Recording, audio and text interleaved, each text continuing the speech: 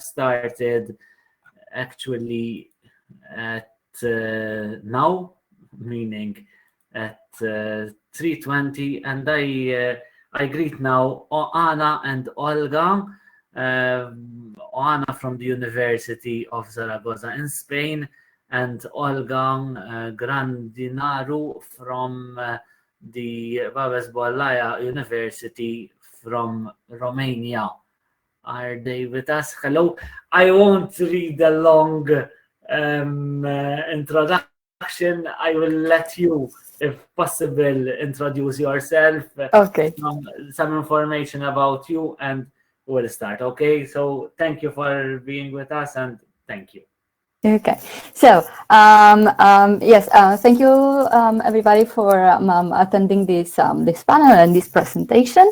And I'm going to introduce myself. I'm Oana Carciu, right? I'm Romanian, but I've been living for some time in Spain now, and I teach here at the University of Zaragoza.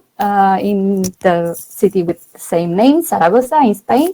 And what we are going to talk about, me and my colleague Olga Grădinaru from the University of Babes Bolyai University in Cluj-Napoca, Romania, is a collaborative project that we kind of like were brave enough to start in times that were not very friendly for language teaching, because we've all been experiencing the challenge of teaching online during the COVID pandemic. So yes, the project we're going to talk about is a collaborative project that was aimed at helping students to develop their communication competencies by kind of like capitalizing also on digital tools on the online space and communicating online. So the title of our presentation, as you can see, is examining English as foreign language students' self-perceived oral communication competencies, and it's a case study of an online exchange project.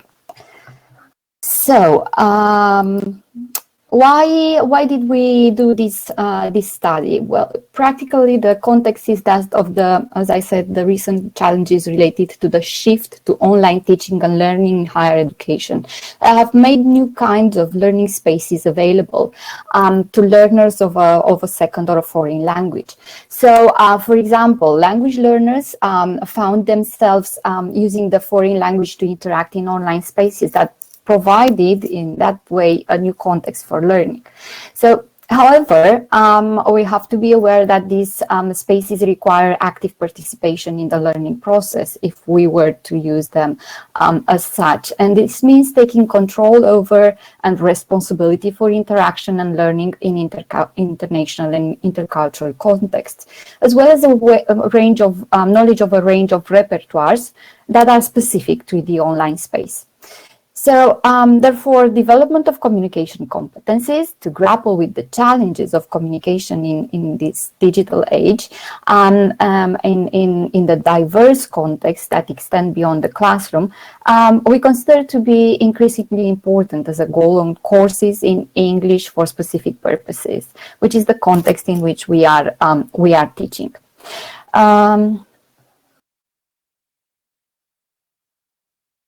What I'm going to talk about next is the project and the pedagogical strategy that we designed to carry out this project. In order to achieve the goal that I have just mentioned, the planned pedagogical strategy has been implemented in our work with students. The strategy combined the portfolio and collaborative project-based learning pedagogy with a focus on the strategic use of collaborative tools online to engage in communication with an authentic audience on the internet. So, as a result, reflection was also incorporated as an intrinsic part of the methodology of this learning experience. In our project, we had first-year Spanish students enrolled in our in an undergraduate course in English for preschool,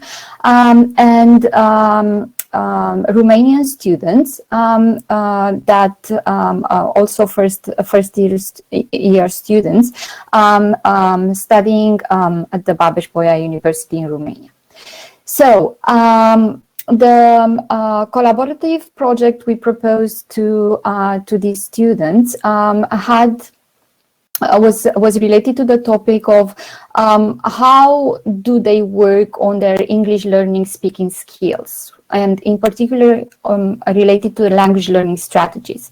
Students were asked to identify their own and their colleagues' pronunciation problems as a first step, contrastively, and then in a second step, they were asked to report on commonly agreed ways to improve speaking and pronunciation. They had to carry out this project using a video conferencing tool of their own choice. They could choose between Google Meet, Skype, or whatever other video conferencing tool they were familiarized with. And they were also asked to summarize the information visually by creating a digital poster. Again, they were given the choice to use tools for creating a digital poster that they were familiarized with. Some of them used the web-based software Canva, others opted for PowerPoint, and so on. The final outcome of this collaborative project took the shape of an e-portfolio that was meant to showcase the project artifacts and also students' self-assessment of the competencies they developed as a result of their participation in this learning experience. And what we're going to report on here are the results obtained from the analysis of the students' reflection on the collaborative project experience in order to gain insight into their self-perceived oral communication competencies. So what you can see on this slide is practically the template that they used in order to do the self-reflection. And on this next slide, you can see a sample poster that a group of students, Romanian and Spanish students, created on the topic of the project as a result of their online meeting. Okay.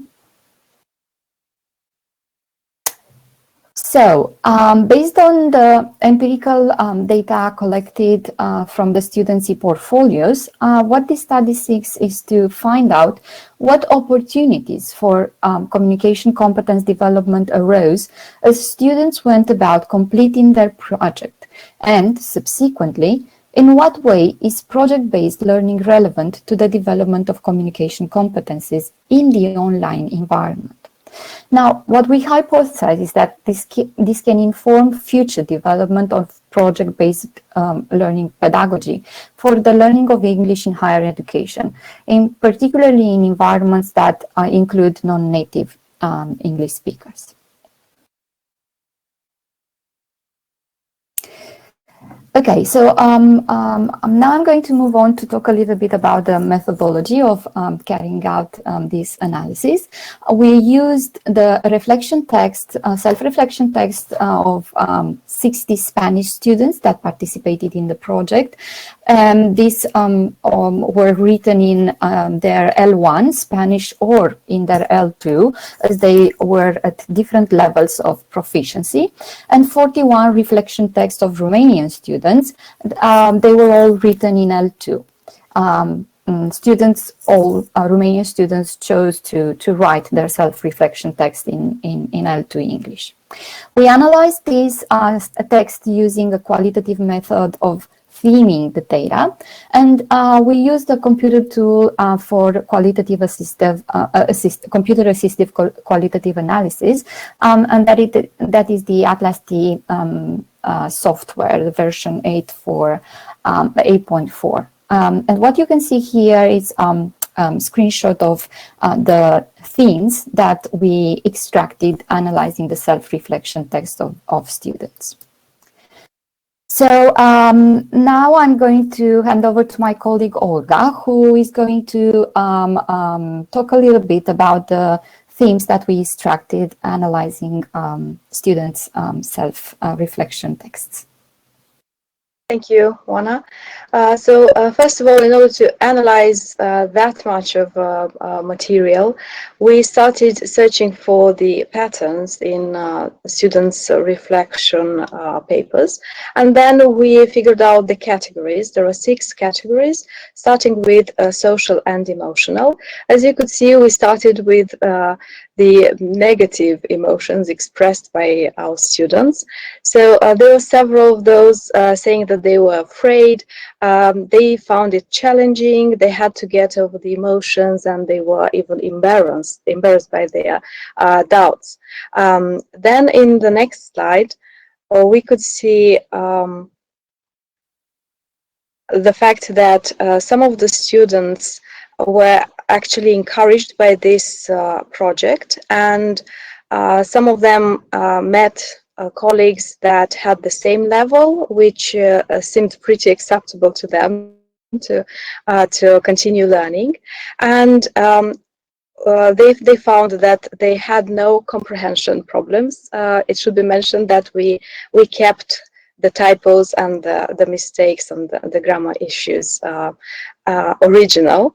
We did not intervene in correcting them. And some other students also pointed out that this was a positive experience because getting out of their comfort zone actually shown them that it was good, and their level of English was quite acceptable. They have a good command of their speaking. And on the other hand, some others mentioned that they had no emotions, and also that this project helped them not to project negative thoughts or feelings towards the next speaking experience or collaborative project. As you could see in our last quote there, so I don't have to be intimidated when I speak English, and so on. Then our next category is attitude and motivation. And several students even took it further and decided to, in order to improve their English skills, their speaking and their comprehension, they decided to watch a series together. So they became friends, and they found that this was a funny way to learn English. They mentioned that there are several ways of learning English, and this was a fun way. The next slide, again on attitude and motivation, shows us that most students were enthusiastic about this experience, and they found it interesting to communicate with people from a different country, and to know from the start that this is actually their second language. So that would put them at ease. Then the fact that they were encouraged by the others to be talkative, to start connecting more, and to get out of their comfort zone. The next category is language skills, and we've got a lengthy fragment here explaining how actually the project was carried out, and what were the difficulties in explaining the similarly sounding words, and what was the actual difference in meaning, or the disambiguation process. And another aspect that was also mentioned was the accent, and getting familiar with different accents when talking to people in English. The next slide focuses on aspects of improving, and not only vocabulary and phrase construction, but also how they communicate, pronounce, and how they interact with each other. And yeah, pretty much that's it. Our next slide focuses on autonomy, and how students have to be considerate towards the others' level of English when they interact. If you focus on the second fragment, so one difficulty was that the student couldn't adapt to a lower level of English because of the wordy phrases and the tendency to explain a lot in many words.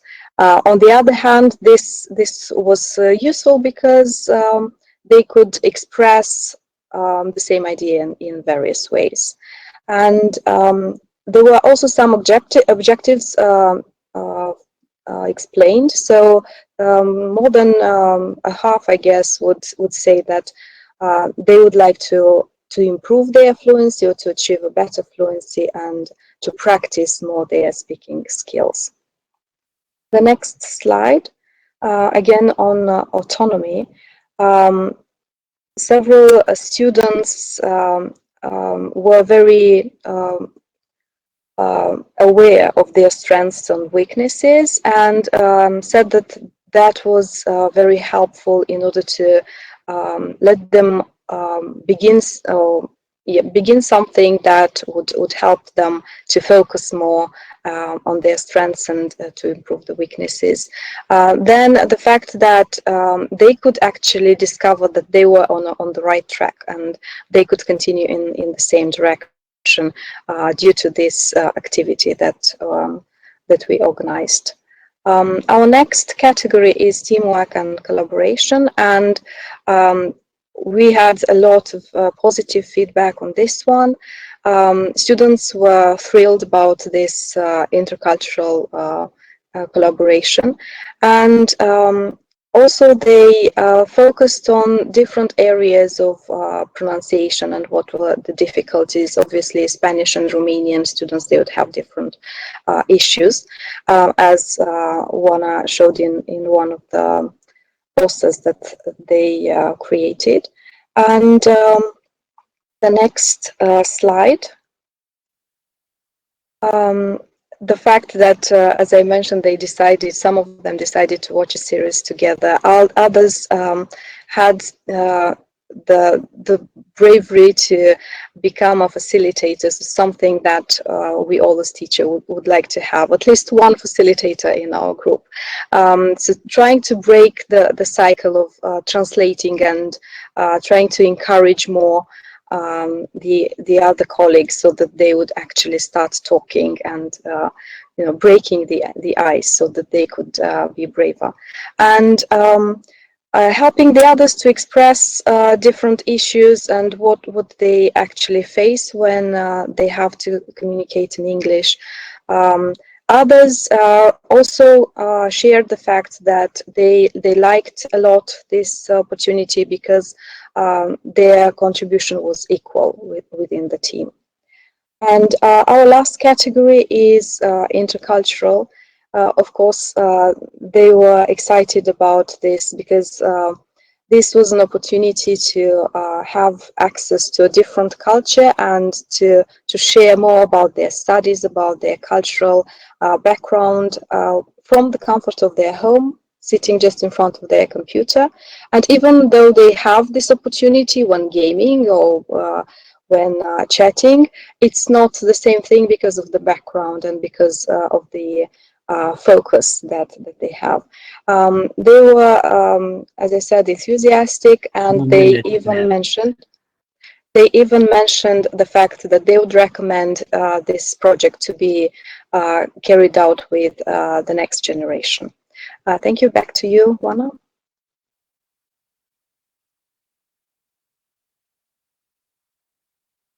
You're muted. Sorry. Okay, so to conclude, what do these themes discussed here show is that the collaborative project-based learning experience kind of like help to open up a world of possibilities with positive effects, not only in terms of interaction and speaking skills in the online environment, but also enabled students to act as social agents. So, for example, the virtual exchange could be said to have led to transformative learning as students revise their beliefs, assumptions, and expectations into qualitatively new ways of seeing language, other people, and the world. The project also resulted in a multi-genre project that enabled students to create digital posters, engage in online discussions using technological affordances of video conferencing tools such as voice, video, that simulate face-to-face collaboration. And also, given the mixed ability, let's say, feature of the group, right, in terms of proficiency, we can conclude that, shown by students' comments, that multi-genre projects can be developed at different levels of language proficiency, and that facilitates gradual development of speaking and interaction skills mediated by peers in social interaction. We've seen that they've mentioned peer teaching and learning from others, among other things. So most importantly, the exchange led to the development of a global community of learners, and it enabled them to create self-organized communities of target language practices, in this project. Finally, we can end with some concluding remarks, saying that university students can usefully participate in such projects as a way of developing their linguistic capacities and intercultural experience by collaborating with other students from educational institutions in other countries using the online medium. And this project has also shown that there's a need to give overall educational coherence to learner agency and learner-centeredness, and draw students into the goal of developing communication skills needed in the digital age. And for that, it is necessary to create a new curriculum space in which the project-based approach, the e-portfolio, online communication can all be brought together and used as a basis for systematical explorations of learners' potential and capacity. And we thank you for your attention. And also like to end with a slide that acknowledges funding from the University of Zaragoza for carrying out this project. Thank you. Thank you very much for this and for